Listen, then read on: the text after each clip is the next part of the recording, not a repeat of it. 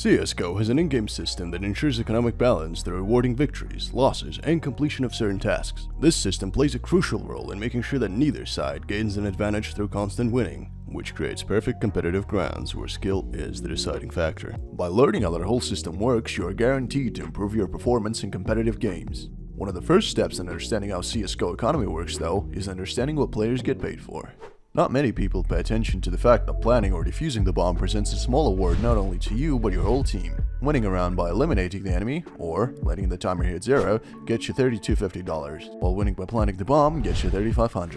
In order to attract players' attention to different kinds of weapons, Valve implemented a gradation of rewards for eliminating enemies that all depend on the weapons you use. Op kills only get you measly 100, assault rifles alongside LMGs give you a standard reward of 300, submachine guns give you 2 times more, 600, except for the P90 which only gives you half. Tearing an enemy apart with a shotgun grants you 900, and finally, killing an enemy with a knife awards you a whopping 1500. Here are the prices for some of the most popular buys. T-Buy. AK-47 plus armor plus helmet is going to cost you 3700. CT-Buy. M4A4 plus armor plus helmet is going to cost you 4100, plus the defuse kit bumps up the price to 4500. And finally, Op-Buy. Op plus armor plus helmet is going to cost you 5750. Plus, the defuse kit bumps up the price to 6150. If you get a losing streak, then every next round you'll be awarded more and more money. The maximum amount of money you can earn from losing is 3400 for losing 5 times in a row and more. However, once you win a round, your losing streak resets alongside all the additional money. So in case you manage to win after a losing streak and then lose right after, you will most likely be lacking money for a good buy. Losing streaks work something like this.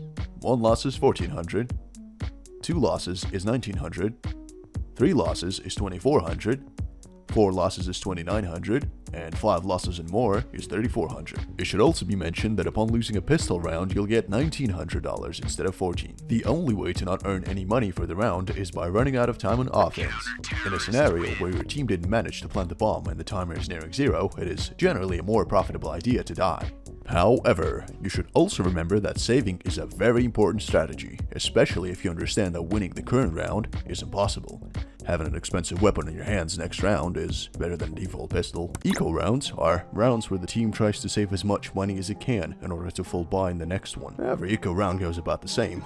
The team buys absolutely nothing. In rare cases, people who have a lot of money can flatten out the economy by buying pistols for the whole team. Despite the fact that the odds of winning on eco rounds are relatively low, you should still keep in mind that it is possible if you play it smart. It should also be mentioned that traditional eco rounds are pretty rare nowadays. Oftentimes, teams buy a pistol and a few grenades to gain some level of advantage, so they can successfully plant. Force buy is a strategy where a team uses all of its last money to buy equipment. It's common for people to force buy armor with pistols, SMGs, shotguns, or an SSG-08, as well as a minimum amount of grenades. Force rounds are usually implemented to prevent the enemy team from dashing forward in the scoreboard. Force buys can often be seen right after losing the pistol round, with its main goal being taking back the advantage. Force buys might also happen in the late game. The enemy team has the lead, but you don't have enough money to buy a full set. You can purchase heavy weapons and pistols alongside armor and grenades, which is often very effective at disrupting the enemy economy. And finally, force buy is an inevitable strategy when the enemy team gets to round 14. In that set of circumstances, you have no choice but to spend every dollar you can to prevent the enemy from taking the 15th round, which automatically excludes victory as an option. Sometimes, it can be quite difficult to keep all those numbers in mind, and you may need someone to help you with the learning process, which is what SCOPE.GG will help you in tremendously. There you can find all the information about the economy of the whole match, from the amount of money earned by teams in any round to the percentage of successful force, eco, and full buy rounds. Analyzing the enemy economy is always worth it, at least because it allows you to prepare for potential enemy strategies. The defending team just lost the round with a full setup for the first time. It means you might have an opportunity to farm some money by getting an SMG or a shotgun. The attacking team just planted the bomb but didn't manage to defend the plant with 3 losses under their belts. You should be more careful now, as they'll most likely be armed and dangerous. However, it doesn't mean that the enemy team can possibly win with mere pistols. There's quite a few examples in history where teams outplayed fully geared up opponents on their eco rounds through smart tactics. In the end, we'd like to recommend you to watch and analyze professional matches. Teams on high competitive levels plan their games entirely based on their economy.